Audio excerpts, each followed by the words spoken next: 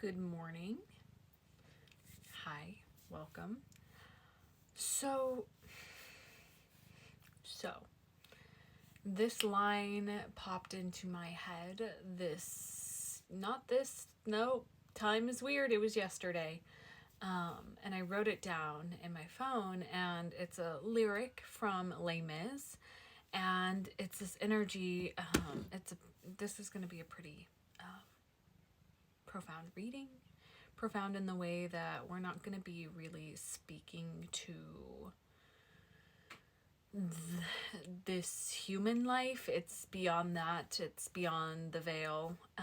And the song lyric, it's from Les Mis, like I said, and it was, to love another person is to see the face of God.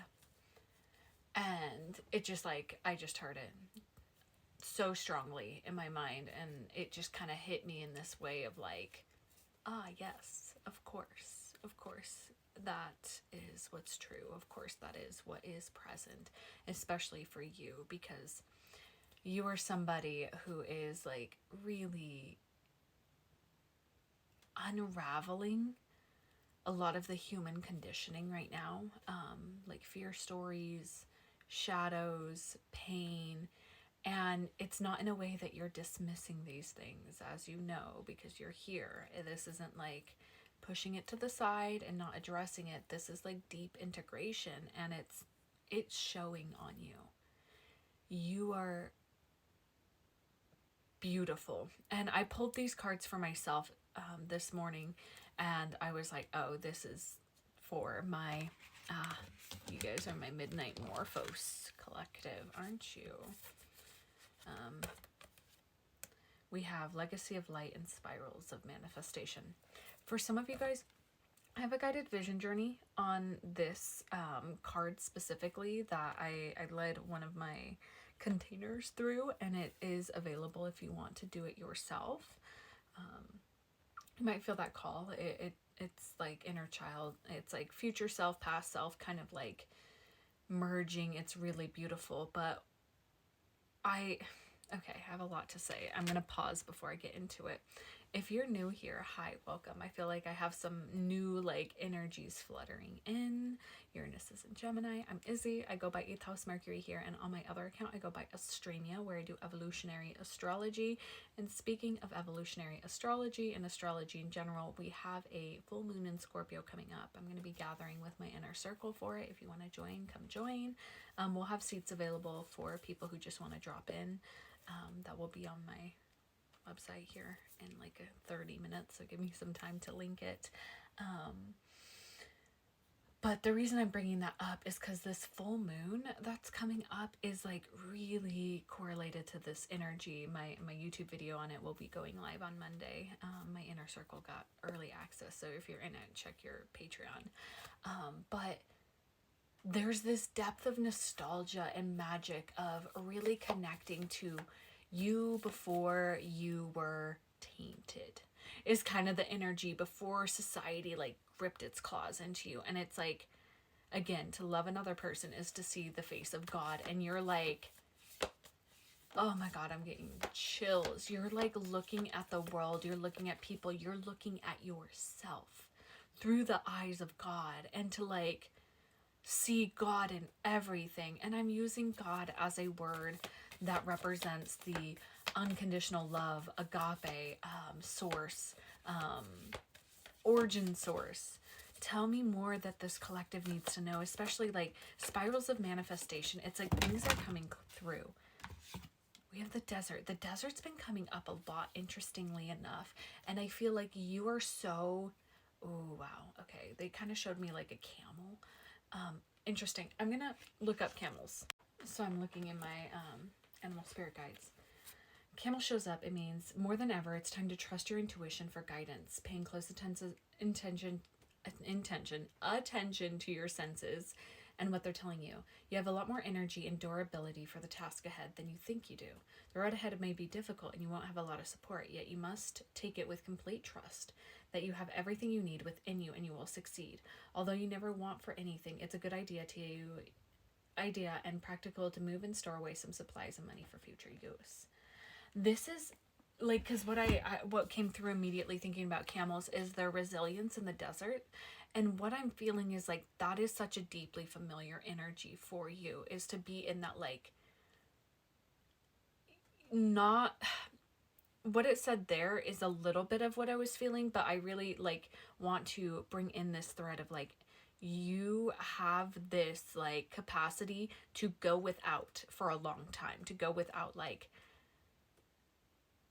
water, food, supply, like, you know how to like settle into this like energy of like, you don't need to purchase things, you know how to like live frugally. But this is the feeling where I'm like, this is so familiar to you that what's coming in might be very uncomfortable because it's going to be different. It's the oasis energy. And I'm thinking of the alchemist. Now, these cards fell down. I haven't seen them yet. We have the mountain, the threshold.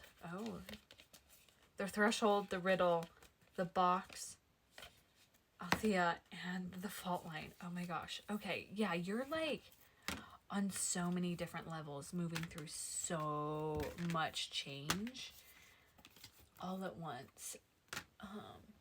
We're gonna look into like what is limiting you here. And I heard the mind is a trap. Resentment. Resentment. When we resent people, it's often because they did not live up to the expectation that we had of them in our minds. Resentment in some ways like a projected regret. Instead of trying to show us what we should change, it seems to want to tell us that other people should change. However, people are under no obligation to live up to our ideas of them. In fact, the only problem is that we have an unrealistic expectation that someone was meant to be exactly as we think they should be, or love us exactly as we imagine they would.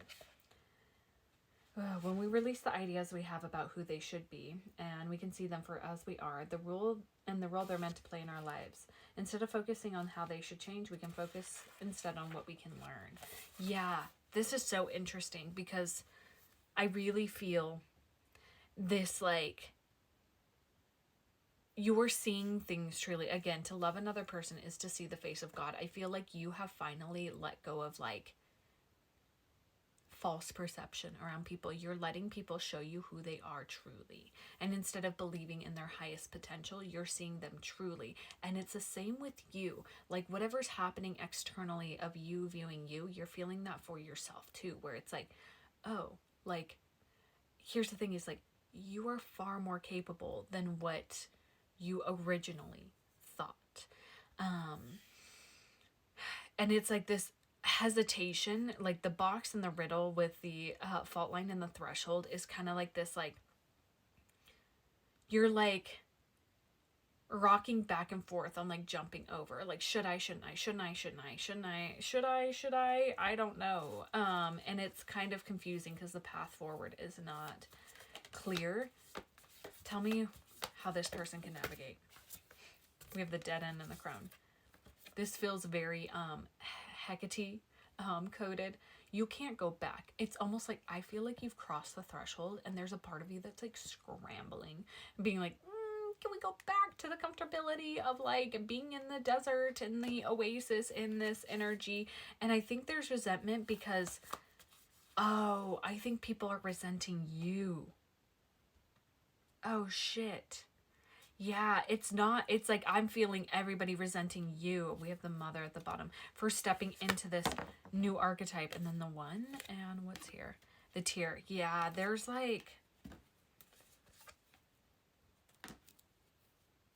I'm going to pause this and we're going to go into a part 2. Okay, because I really want to dive into like this. Okay, so I'll see you in part 2. Also, again, a little invitation, come join my inner circle. I want you there. Come in. Alright, this is part 2 from my last reading. If you're joining me here, totally fine. You don't have to watch the last part, but I think it's going to give you some deeper context. Before I dive back in, I'm Izzy. I go by 8th House Mercury here, and on my other account, I go by Astrology, where I do evolutionary astrology. We have a full moon in Scorpio coming up. I'm going to be gathering with my inner circle. If you want to drop in and experience a gathering with me, come join. We're going to be celebrating Beltane as well, so a little celebration, fun energy, so come join, okay? Now, this is, okay, because we left off with like that resentment piece, right? And I feel like what has changed within you is that you, again, to love another person is to see the face of God. Like oh my gosh, and every time I say that, I just get chills. Your perception of the world has completely changed, and like you don't resent people because you're seeing people, and you can't go back to this old way of viewing the world. And I really feel that other people are resenting you for this depth of change, because it's almost like, how did that click into place for you? How did that, yeah, like you've completely stepped out of your generational patterning, especially with the legacy of light and spirals of manifestation. Like you've been at the grind, like really reshaping your patterning, your DNA, your responses, to this point where it's like, oh my gosh, my heart is like so full just feeling into this energy. Like you are unrecognizable energetically. It's almost like I see your ancestors looking at you like, this is what it looks like. Wow. And now I'm like, oh, whoa, full chair chills. Cause I when I said this is what it looks like, I heard this is what it sounds like from K-pop Demon Hunters. And if you know, you know, like, we covered, can't go back. Now I'm seeing all the beauty in the broken glass. This scar's a part of me, darkness and harmony.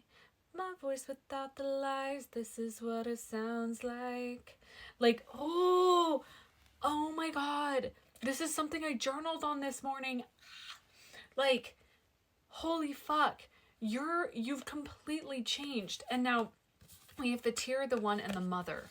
This is interesting energy because I almost feel some of this resenting energy could be coming directly from your maternal line, where like maybe mother, grandmother, or like maternal figures in your life are like, they're like, how did you surpass me? How did you, like, you kind of, what it looks like from the outside is like you didn't earn what you're in now. You didn't earn it. And it's this very like boomer Gen X kind of energy. Like you didn't earn the right to be where you're at. And it's like, hey, by the way, I fought all the demons and all the pain and went to the deepest, darkest fucking places within myself to get where I'm at. So unless you want to do that work, don't talk to me about earning this place. Okay? I felt some heat from some of you guys with that, because it's like, you deserve what's coming in. Again, with the last reading, like you're so familiar of being without. And what's really strange is on the outside looking in, again, spirit keeps like pulling me out to like see you through other people's eyes. You probably don't look traditionally like you were without. Like you had your basic needs met, but it was always like you kept it so quiet. How frugally you were living, like cans of soup, like frugally, like living paycheck to paycheck, and even like still worrying. Like you're so used to that. And this does connect to like this bigger piece of things coming through, but it's like genuinely with the mother, the tear, and the one coming out, like I'm just seeing like this part of you break open regarding like this maternal healing. Tell me about this, spirit, because it really feels like this. You, again, I am talking to my blue morphos energy. Oh my god.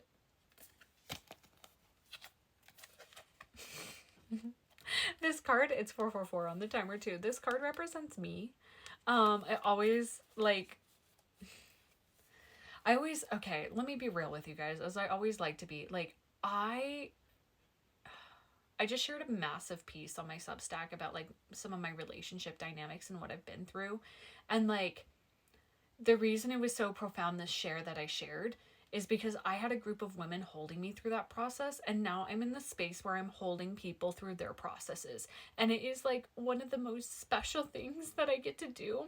And I know some of you are moving through a lot, and I would love to hold you. And it feels weird, like marketing, plugging, it's such a weird, uncomfortable thing, but it's like, I know there's some of you who are, I'm meant to hold, is basically what I'm getting at. And if you feel the call to join my inner circle, come join, come be a part of like depth of like camaraderie and connection and community and like soul family.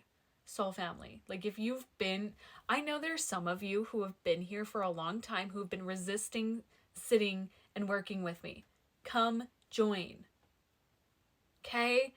And the reason I'm getting so emotional, because like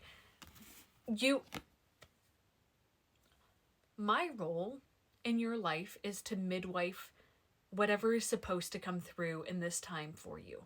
I am meant to like hold your hands as you're giving energetic birth. Okay? Okay? Because we have the uncreated and the despicable face. And this really is this like, you have something that you are birthing. And this song won't leave me alone. I need to find it. Hold on.